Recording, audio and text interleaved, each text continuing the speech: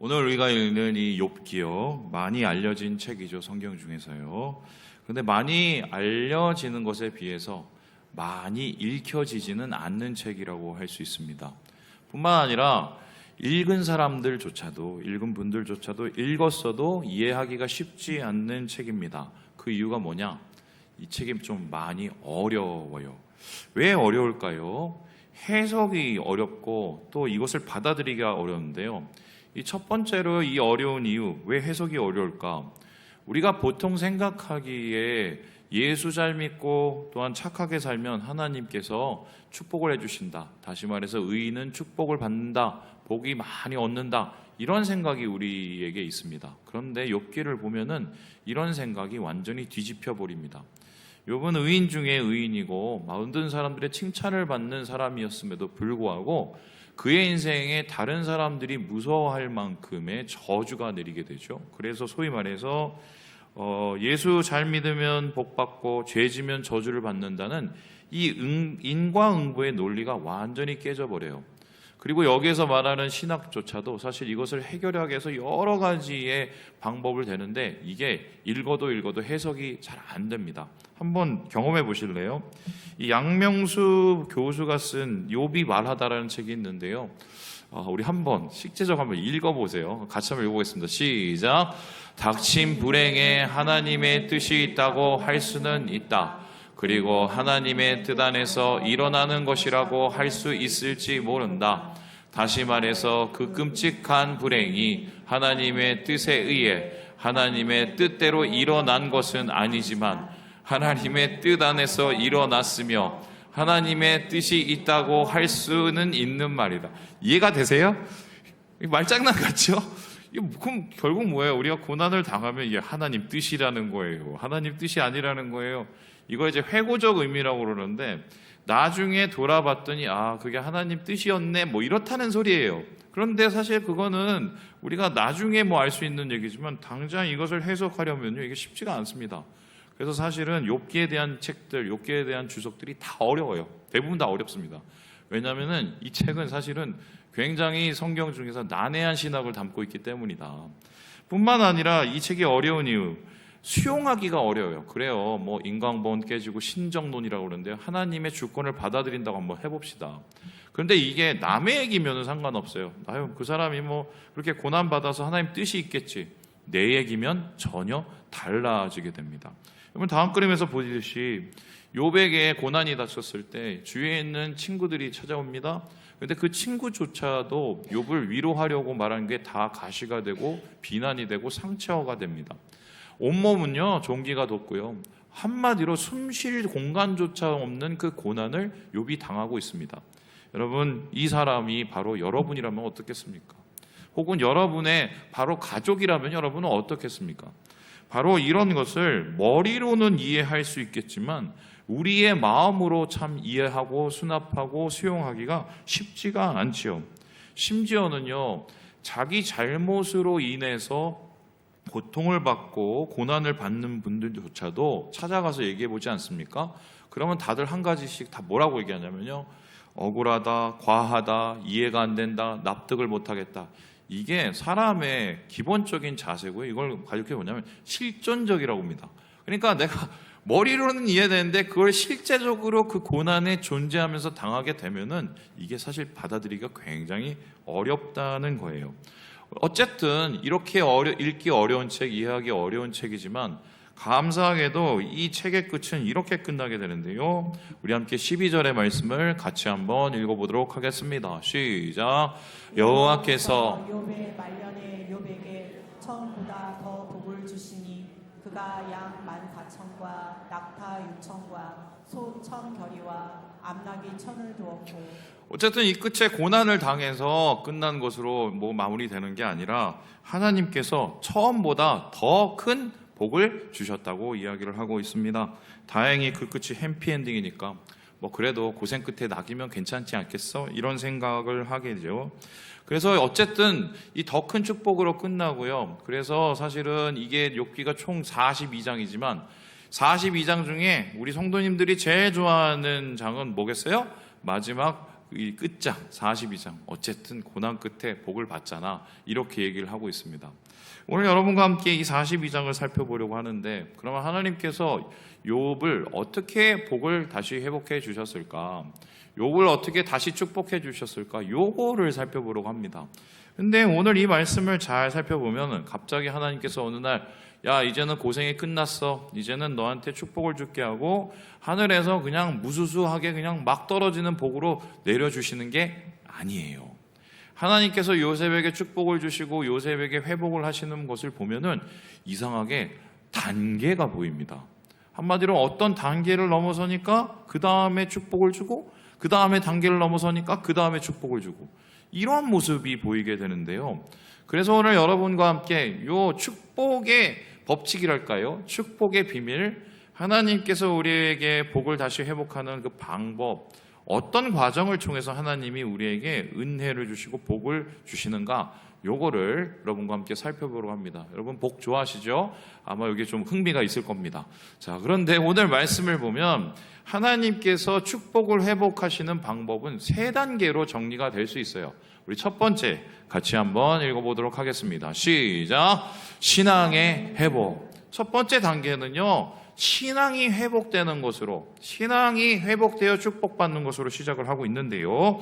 우리 함께 6절의 말씀을 같이 한번 읽어보도록 하겠습니다. 시작! 그러므로 내가 스스로 거두어드리고 티끌과 제 가운데서 회개하나이다. 욥의 이야기를 보면 욥이 막 고난을 당하는데 그 다음에 자기 친구들하고 와서 한참 싸워요. 그 얘기가 지금 대부분이에요. 근데 그 후에 후반부에 하나님께서 떡하고 나타나시는데 어떻게 나타나시냐면 하나님께서 폭풍 가운데 이렇게 나타나십니다.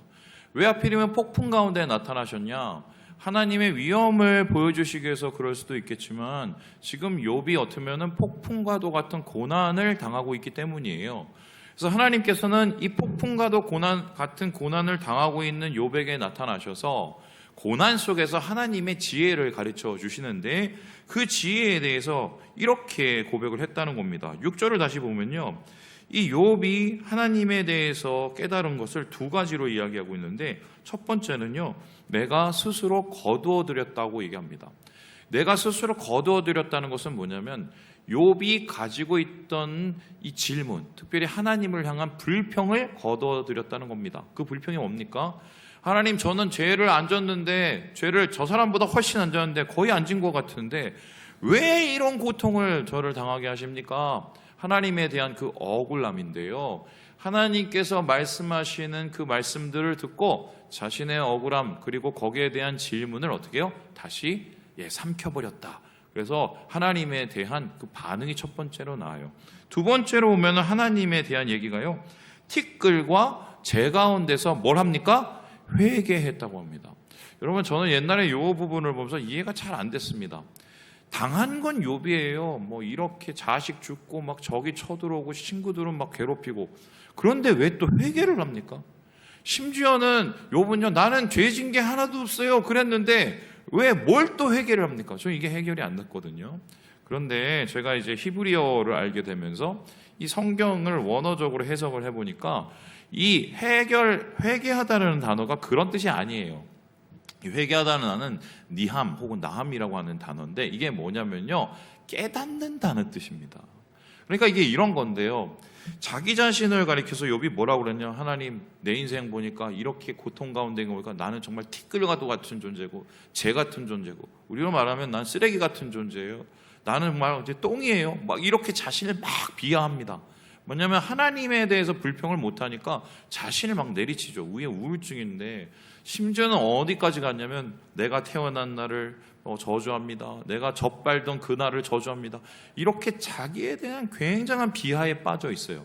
그런데 그 자기에 대해서 비하하고 하나님께 대한 그 원망을 했던 그 자기 존재에 대한 생각을 이제는 내려놓고요, 새롭게 깨닫게 되었다는 것입니다. 그럼 무엇을 깨달았느냐? 하나님께서 폭풍 가운데 하신 그 말씀을 듣고는, 야, 하나님이 나를 버리신 게 아니네.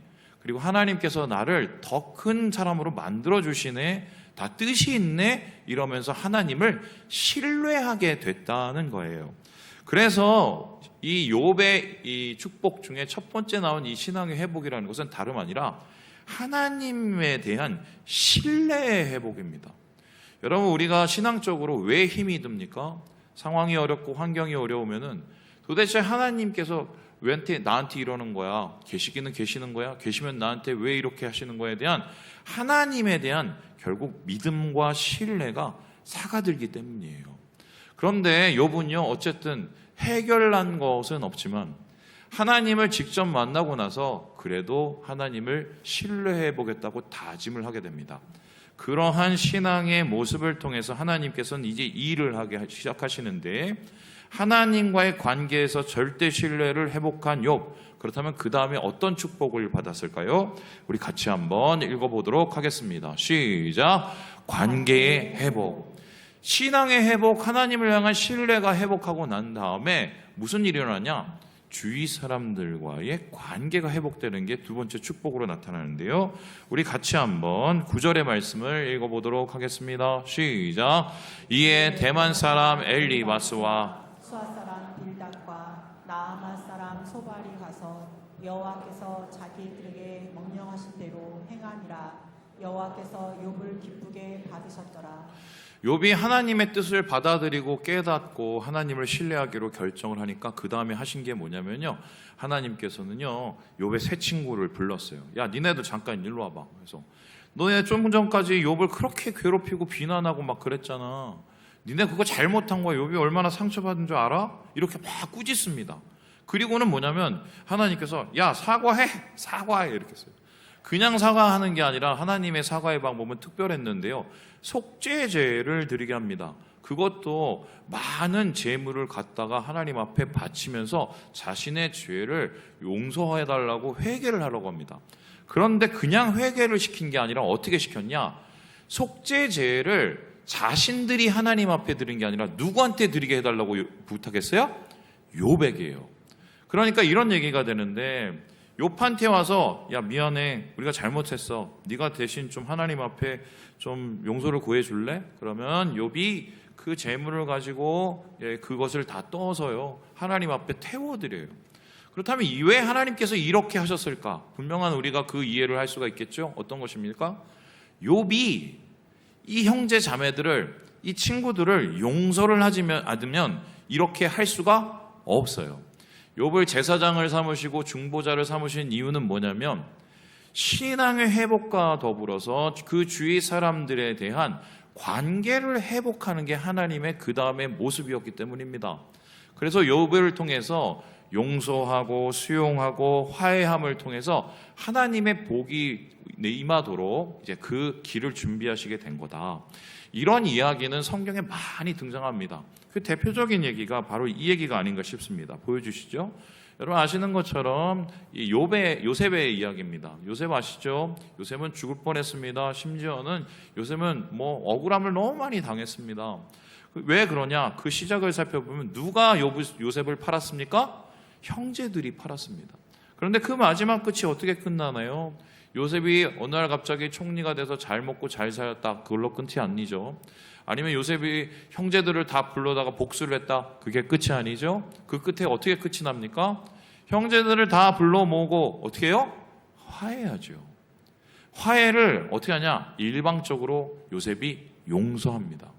심지어는 형제들은 마음속에 진심으로 용서를 구하지도 않았어요. 두려워서 구했음에도 불구하고 요셉은 용서를 합니다. 왜요? 이미 마음에 용서하기로 작정했기 때문이다. 그런데 이러한 요셉의 용서를 통해서 관계가 회복되니 어떤 일이 일어납니까?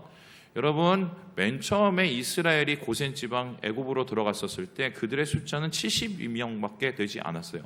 그런데 나중에 이들이 400년 후에 다시 애굽 땅을 떠나서 가나안을 갔었을 때 몇 명이 되느냐?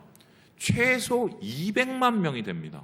엄청난 숫자로 사람들이 늘어나게 된 거예요. 왜 이런 축복이 일어났을까?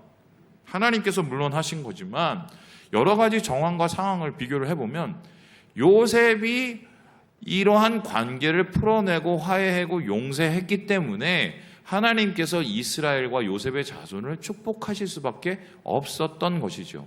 그렇다면 오늘도 마찬가지인데 하나님께서는 우리에게 어떻게 복을 주시기 원하시나? 내가 하나님하고의 절대 신뢰를 회복한 다음에 주변에 있는 걸끄러운 그런 관계들, 주변에 있는 그 답답한 관계들, 주변에 있는 닫힌 관계들을 어떻게 해요? 해결하기를 원하세요. 그런 해결을 통해서 하나님의 복이 확장되고 축복해진다. 이게 바로 욥기에 나오는 축복의 두 번째 단계라고 할 수가 있겠습니다. 그렇다면 세 번째로 이 욥의 회복의 과정, 어떻게 축복이 이루어졌나요? 같이 한번 읽어보도록 하겠습니다. 시작. 환경의 축복. 정리해 봅니다.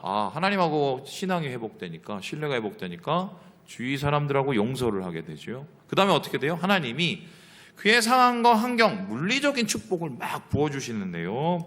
이에 대해서 10절에 이렇게 기록을 하고 있습니다. 우리 같이 한번 읽어보도록 하겠습니다. 시작. 욥이 그의 친구들을 위하여 기도할 때 여호와께서 욥의 공경을 돌이키시고 여호와께서 욥에게 이전 모든 소유보다 갑절이나 주신지라. 얼마나 더 주셨다고요? 갑절이나. 여기서 말하는 소유라는 것은 단순히 갖고 있는 게 아니라고요. 그의 모든 상황이라고 해석을 해야 돼요. 그래서 그의 모든 상황을 하나님아 갑절로 이렇게 부어주셨다. 그러면 욥의 환경은 어떻게 갑절로 회복이 되고 축복이 완성되었을까? 오늘 말씀을 살펴보면 이렇게 정리가 되는데요. 첫 번째는요, 일상이 회복됩니다. 11절에 보면은 그의 친지들과 지인들이 와갖고 요를 위하고요. 그 다음에 뭘 하느냐? 같이 밥을 먹습니다. 밥이 곧 일상이죠. 그의 일상이 회복이 됩니다. 관계가 회복되고 그의 지인들이 돌아오고 같이 밥 먹고 떠드는 일상이 먼저 회복이 돼요. 그 다음에 어떤 일이 일어나냐? 하나님께서 물질적으로 축복을 해주십니다. 우리가 앞에서 읽은 낙타가 어떻고 막 이런 엄청난 소유가 전보다 훨씬 더 많아져요. 그리고 그 다음에 어떻게 되느냐? 그렇게 먹고 살만하니까 애들이 태어나죠. 애들이 그 전보다 훨씬 더 잘생기고 잘나고 좋은 애들이 태어난 겁니다. 대단하죠? 그리고는 마지막에 어떤 일이 일어나냐? 욥이요 140살을 넘게 사는데 장수의 복, 건강의 복이 일어난다. 그러니까 하나님께서 신앙 회복되고 관계를 회복하니까 보시다시피 일상의 회복을 주시고 물질도 많이 주시고 자손도 잘 되고 건강도 잘 되고 이런 할렐루야가 없으십니까? 하나님께서 이런 것을 회복해 주셨다. 여기까지 보면 우리가 너무 좋아하는 말씀입니다. 그래서 오늘 이 말씀을 보면 갑자기 여러분의 머리 위에 생각나는 구절이 있습니다. 바로 여러분 잘 아시는 요한 3서인데 같이 한번 읽어보죠. 시작. 사랑하는 자여, 내 영혼이 잘된 같이 내가 범사에 잘되고 강건하기를 내가 강구하노라. 이거 여러분 잘 아시죠? 이걸 가지고 이제 순복음 쪽에서는 뭐라 하냐면 산중 축복이라고 합니다. 뭐가 먼저 잘 됩니까? 영혼, 그러니까 신앙이네요. 그 다음에 뭐가 잘 됩니까? 범사, 그의 모든 일이 관계가 잘 되고, 그럼 나중에 어떻게 돼요? 건강. 여기 욥기 이게 다 나왔네. 하나님께서 이렇게 복을 회복해 주시는구나, 아름답구나. 이런 얘기로 결론이 내리는 것 같습니다. 그래서 이 끝을 보면요, 이 모습이 나타나는데 한번 그림 보여주시죠. 사람들이 찾아오고 자녀들이 이쁘고 그리고 여기 모든 것이 잘 되는 해피엔딩. 자, 그런데 제가 여러분에게 한번 질문을 이제 해보겠습니다. 이게 정말 해피엔딩일까요? 여러분의 자식이 몇 분이 있는지 모르겠지만 그 자식이 어느 날 다 죽었습니다. 그런데 나중에 그 자식이 3명이었는데 한 6명이 생깁니다. 축복인가요? 여러분의 아내 혹은 여러분의 남편이 내가 제일 힘들 때 그러지 말고 아주 저주하고 죽어라 막 욕을 막 바가지로 하고 막 바가지를 긁고 그렇습니다. 그런데 나중에 이게 다 회복이 되니까 다시 돌아와요. 그리고 잘 지내요. 그게 축복입니까? 진짜 축복은 형통이에요. 별일이 없고 그냥 쭉 같이 가야 되는데 완전 인생 바닥을 경험하고 그리고 나중에 더 축복을 받는, 저는 이거 안 할래요. 이거 왜 하고 그냥. 더군다나 이 축복의 과정을 보면 진짜 제가 이해가 안 되고 마음에 안 드는 게 있는데 바로 이 구절입니다.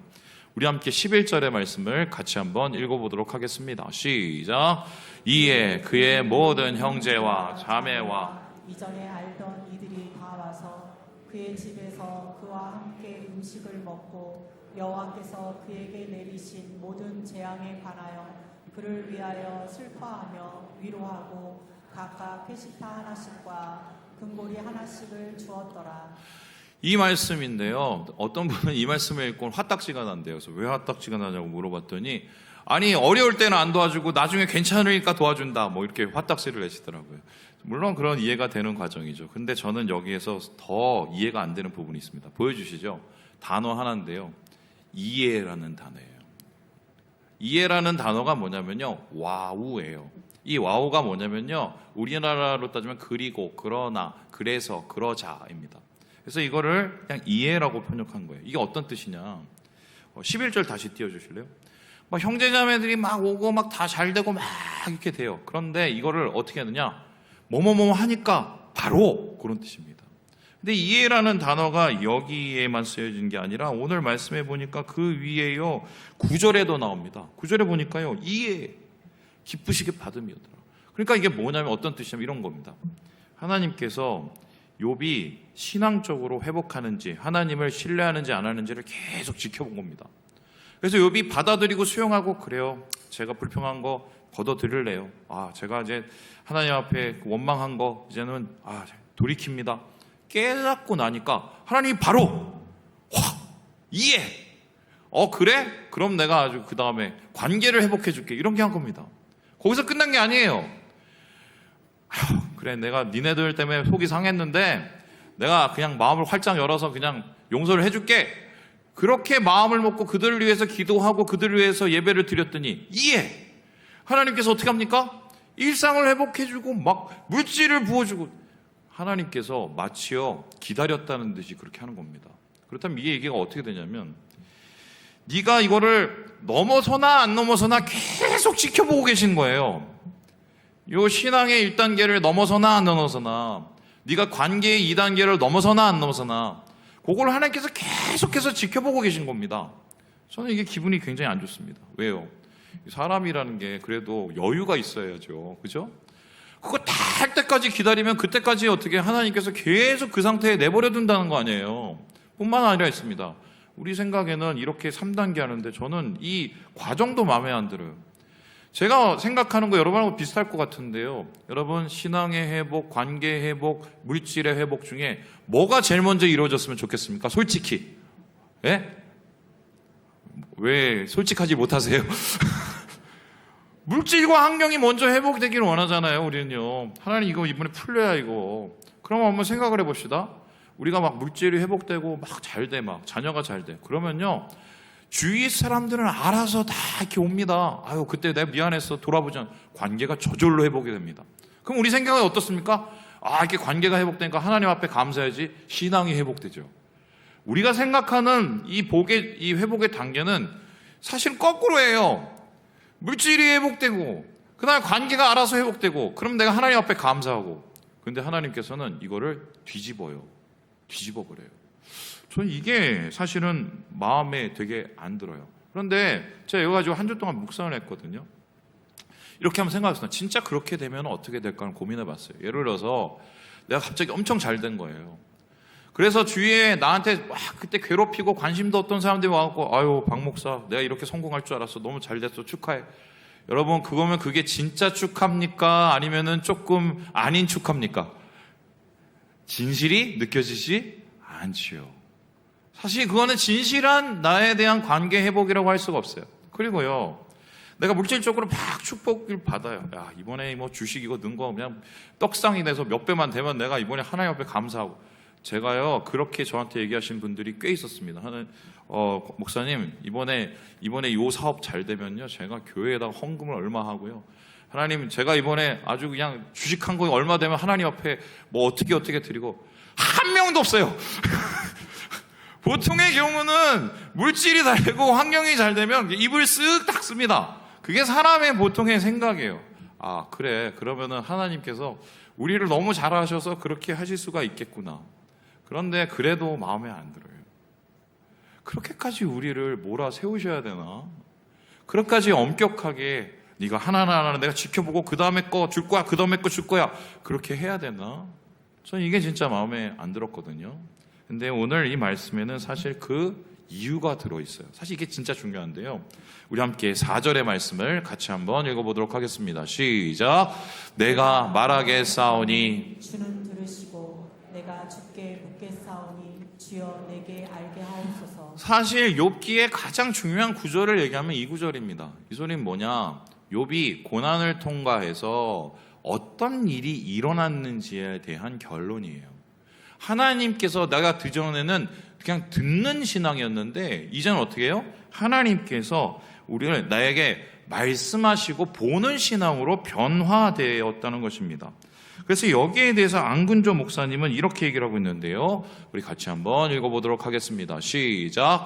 욥의 듣는 신앙에서 보는 신앙으로의 성장은 단순한 영성적 깊은 경지만을 의미하지는 않는다.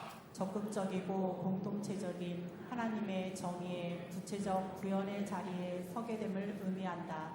다시 말해 삶의 모든 영역에서 우리는 하나님의 동역자로서 부르심을 입은 것이다.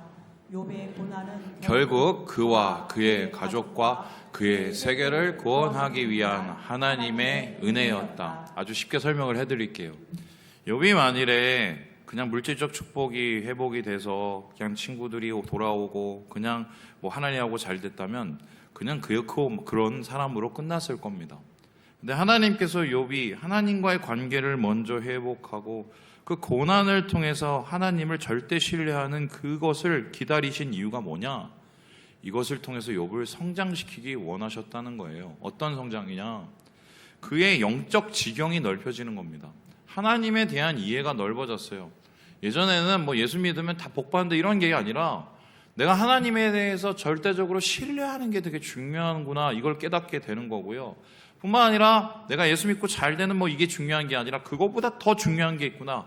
뭐냐면 하나님을 알아가는 거구나. 하나님에 대한 영적인 그 지혜가 늘어나게 됩니다. 거기서 끝나는 것이 아니라 욥이 이렇게 성장함을 통해서 어떤 일이 일어나느냐? 욥과 그 주위에 있는 사람들까지 욥의 덕을 보게 됩니다. 그래서 고난을 이긴 욥이 그러한 하나님을 향한 믿음이 많은 사람들에게 영향을 주고 도전을 주고 이게 바로 욥의 위대함이에요.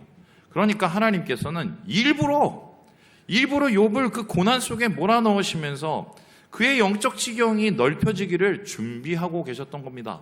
그리고 그 영적 지경이 넓혀질 때 그를 통해서 다른 사람들을 위로하고 새로운 일들을 만들어가고 하나님의 은혜를 만들어가기 위해서 욥을 그렇게 몰아넣으셨다. 이게 사실은 욥기의 결론이라고 할 수가 있겠습니다. 자, 그렇다면 정말 이런 일이 우리 가운데 일어나면 어떻게 될까? 전 이 얘기를 오늘 하고 맞춰보려고 합니다. 제 친구가 있습니다. 같이 기숙사에서 살았었는데 아마 신대원에 있었던 저하고 어울려 다니는 친구 중에 이 친구가 제일 아마 유명할 겁니다. 왜냐하면 TV에 벌써 한 3번 나왔거든요. 근데 TV에 3번 나온 게 좋아서 나오고 뭐 위대해서 나온 게 아니라 어려워서 나왔습니다. 어떻게 어려웠냐? 열심히 부목사로서 막 사역을 했어요. 이 친구는 특별히 굉장히 좀 큰 목회, 성공하는 목회에 관심이 많던 친구였어요. 저는 별로 관심 없었거든요, 그때. 그래서 어떻게 하면 성공할 수 있는지 막 고민하고 어떻게 하면 또 커리어를 만들지 되게 고민하던 친구였습니다. 그런데 웬걸요? 갑자기 그의 그 소망과 그의 그러한 바람이 완전히 무너지기 시작해요. 왜요? 아내가 갑자기 쓰러졌어요. 어떻게 쓰러졌느냐? 머리가 아프다고 그래서 갔더니 이 머리에서 이만한 암덩이 같은 게 발견이 된 거예요. 그래서 어찌어찌해서 그 암덩이를 수술을 했는데 이 수술이 제대로 되지 않아서 말도 못하고 걷지도 못하고 일어나지도 못하고 2년이나 병상 생활을 합니다. 그럼 어떻게 됐을까요? 누군가는 옆에서 돌봐야 되죠. 사역을 할 수 있어요, 없어요? 못해요. 애들은 그 당시에 굉장히 어렸는데 둘이었어요. 그래서 이 친구가 생활을 해야 되니까 부목사로 주일날은 가서 사역을 하고 저녁에는 애들을 돌보고 낮에는 가서 또 자니 부인을 돌보고 이렇게 삼중고를 알았어요. 나중엔 돈도 다 떨어지고 교회에서 도와주는 것도 한계가 있으니까요. 어찌어찌해서 진짜 방법이 없으니까 CBS에 있는 이 도움을 주는 그 곳에 가서 방송을 해서 버텨낸 겁니다. 근데 2년 후에 어떤 일이 일어났느냐? 아내가 소천했어요. 그러면 그 소천 후에 마음을 추스렸을 거 아닙니까? 근데 마음을 추스리면 잘 돼야 되잖아요. 안 된 거예요. 왜 안 됐냐? 이미 사역을 2년 동안 쉬어가서 어디 뭐 청빙을 내도 되는 게 없는 거예요. 뿐만 아니라 부목사를 계속 하려고 해도 뭐 이분에 대해서 나이고 많으니까 받지를 못해 주는 거죠. 그래서 어떻게 했느냐? 애들을 데리고 개척을 했습니다. 자기 집에 가서 제천인데요. 거기에서 자기 어머니 식당에서 일 도와주시면서 개척을 했어요. 자, 교회가 부흥했을까요? 아니요. 문을 닫았어요. 정말 너무 안 된 겁니다. 그래서 가끔씩 연락이 오면 저도 이제 관심을 갖고 하다가 사람이란 게 계속 그럴 수는 없으니까요. 힘든 얘기를 이제 많이 해서 이 친구 아무래도 목회하기 힘들겠구나 그런 생각을 제가 했어요. 그런데요, 얼마 전에 저한테 이 친구가 연락이 왔습니다. 어떻게 연락이 왔냐? 자기가 이번에 책을 한 권 썼어. 거기 추천사를 써달라는 거예요. 그래서 그 그거를 저한테 PDF로 보내줘서 제가 그걸 쭉 읽어봤습니다. 근데 그 책의 내용이 뭐냐면 달란트의 비유에 대한 건데, 그 달란트의 비유를 이 친구가 어떻게 풀었느냐? 달란트는 그냥 하나님이 주신 재능이 아니라 우리에게 주신 하나님의 시험이고 고난이다, 이렇게 풀었어요. 그래서 그 달란트를 받은 건 책임이 있고 고난이 있지만 그 고난을 통해서 하나님께서 우리에게 일하시는 게 있기 때문에 오히려 은혜다, 뭐 이런 책을 냈는데요. 이 책을 이 끝에 보면 욥에 대한 얘기가 이렇게 나오거든요. 우리 같이 한번 읽어보도록 하겠습니다. 시작. 욥이 존경받았던 이유는 욥이 부자였기 때문이 아니다. 욥이 존경받았던 것은 그가 부당한 고난으로 수고했음에도 불구하고 믿음을 지키고 고난의 권위를 맡았기 때문이다. 많은 고난을 겪었다고 생각되는 분이 있다면 5달란트를 받은 분이라고 말씀드리고 싶다. 많은 분을 공감하고 위로할 수 있는 위치와 권능을 받으셨기 때문이다. 이해할 수 없는 고통이었잖아요. 고난이었잖아요. 시험이었잖아요. 자기는 목회적으로 잘 되고 싶은데 그럴 수 없는 상황 속에서 고민을 엄청 하면서 계속적으로 성경을 풀고 쓰고 또 묵상하고 이러면서 책을 저한테 보내줬는데, 전 그걸 보면서 뭐 이 책이 뭐 위대하고 이런 거보다 이분이 그동안에 어떻게 힘들게 살아왔는지 그게 전부 다 느껴질 수 있었어요. 그런데 중요한 거는 포기하지를 않았다는 거예요. 이분이 지금도 기도 제목 계속 올리는데 무엇을 올리냐? 다시 하나님께서 목회할 수 있도록. 근데 제가 확실한 거 한 가지는 알았어요. 전보다 이분의 영적인 영역이 많이 확장을 했어요. 말씀을 마칩니다. 고난을 좋아하는 사람이 세상에 어디 있습니까? 그런데요, 고난은 어떻게 보면 하나님의 영적 세계로의 부르심이라고 할 수 있어요. 나를 더 크게, 나를 더 온전하게, 나를 더 완전히 사용하시기 위한 하나님의 그 부르심이라고 할 수 있어요.